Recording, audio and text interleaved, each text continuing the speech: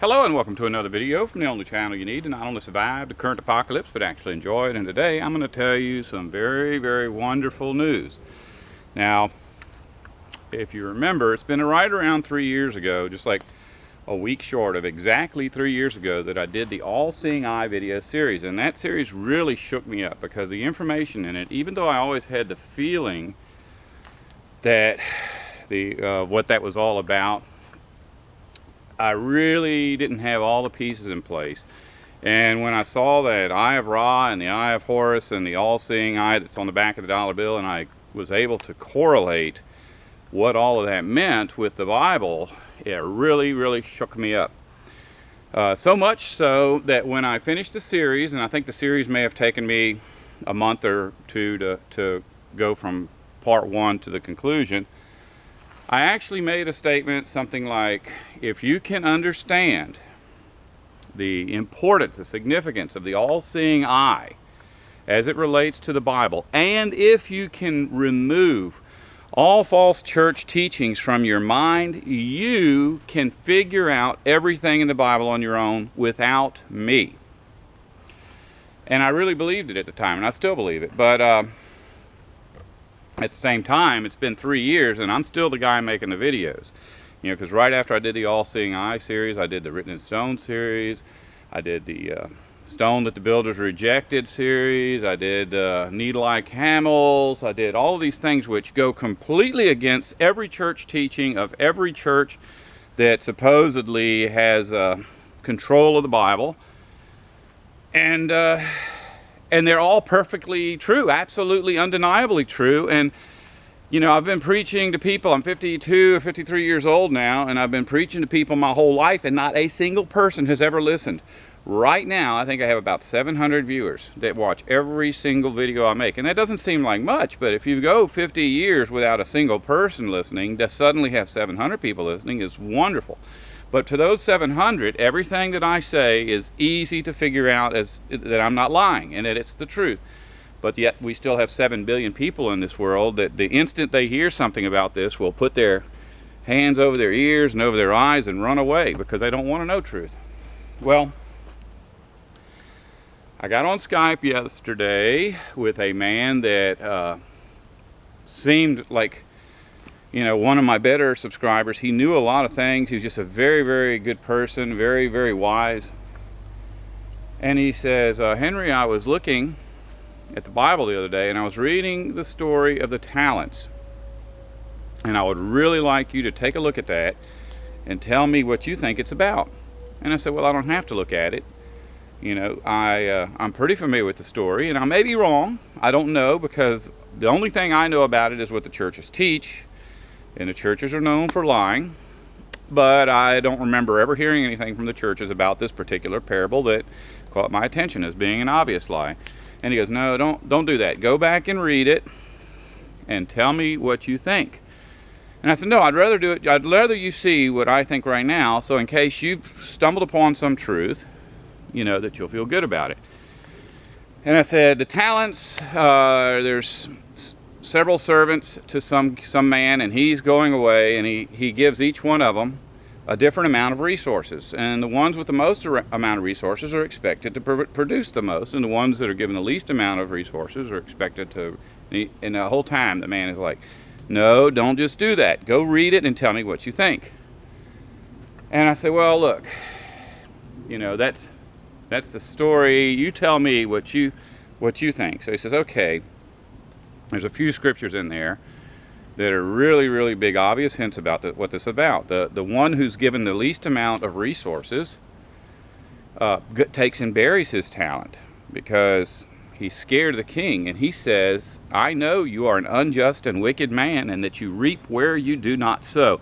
And as soon as he told me that, I instantly knew that this parable, after all these years of believing that it's about Jesus and his Father, suddenly I realized this parable is about Satan and his control of civilization. And I said, this is all about Satan. He goes, well, I didn't take it that far. It's about the way that Babylon functions. And I said, you're exactly right. So this is the very first time that one of my subscribers was actually able to step away from religion, get all of that out of his mind, put two and two together, and come up with a solution to what one of Jesus' parables means. And if you go back and look at it, there's two of them. They're two completely different parables. They're not the same occasion, and they're not the same story, but they're very close, and a lot of people think they are the same story. One is the story of the Minas, which is found at Luke chapter 19, verses 12 through 27, and the other is the parable of the talents, which is found at Matthew chapter 25 and verses 14 through 30. In both of them, it shows this king giving out resources to different people. And he gives them different amounts. One is given a whole lot of resources, one is given hardly any, which is very unfair, something that God wouldn't do. And then he goes off to secure rulership over a kingdom. Now, if you think about this, it instantly sounds like Jesus, because Jesus is the one that eventually was giving control of God's kingdom. But he's not the first. In the very first book of the Bible, Genesis, we see Satan wrestling away rulership of the kingdom, or rulership of the earth. And in the book of Job, which is about humanity and the world in general, it shows Satan actually going to heaven to get permission to put Job to the test. Of Job's humanity, he gets permission from God to put Job to the test. Basically, in that story, Satan is securing rulership of the kingdom. So that's what this thing is about. And then when he comes back, he expects to get back every single thing that the people gave him with interest. And so the ones who have a whole lot are giving back a whole lot. But the one who has only one says, you know, I knew that you were very bad, and so I hid the mina you gave me, or the talent you gave me. And in the beginning of the story, when this person goes off to be king, all of the servants say, we don't want this man to be king over us. He's evil. We don't want him. And it seems to me, or it used to seem to me, that was talking about humanity not wanting to be ruled by Jesus. But it really was humanity realizing that Satan was going to mess them up. So there you go. So, and look, I could give you all the details, but I'd rather just go look at this yourself. It's going to be a real eye-opener. Matthew chapter 25, verses 14 through 30. Luke chapter 19, verses 12 through 27. And if that's not right, I think it is. Just Google Minas, talents, and Bible, all at one thing, just those three words, and it will take you to page after page telling you exactly where to look this stuff up. Something that's very interesting that ties in, a video I did a while back about the sheep and the goats. I explained that parable where Jesus said he was going to be like a shepherd that separates sheep from goats is really a parable about Jesus separating Satan from his humans and his angels. And so if you're not familiar with that, you simply need to go to my channel and type in sheep and the goats, and it'll bring you to the video explaining all of that. But in this series, this parable, one of the parables, it specifically says that this is the way the kingdom works. Satan is ruling over you, and if he gives you nothing, he still expects you to produce. He expects you to be a good consumer.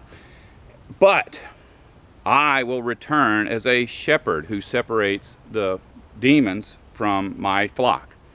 So he's like, why would Jesus associate this parable with removing Satan from rulership unless the parable was about Satan? Now see how that worked? And that's not from me. That's from someone who simply took the all-seeing eye, the information in the all-seeing eye video series, along with the other information that he's gotten from my other videos. He's emptied his mind of all church teachings, and he's reading the Bible as if it's a book he's never read before. You can do that. Don't want to survive?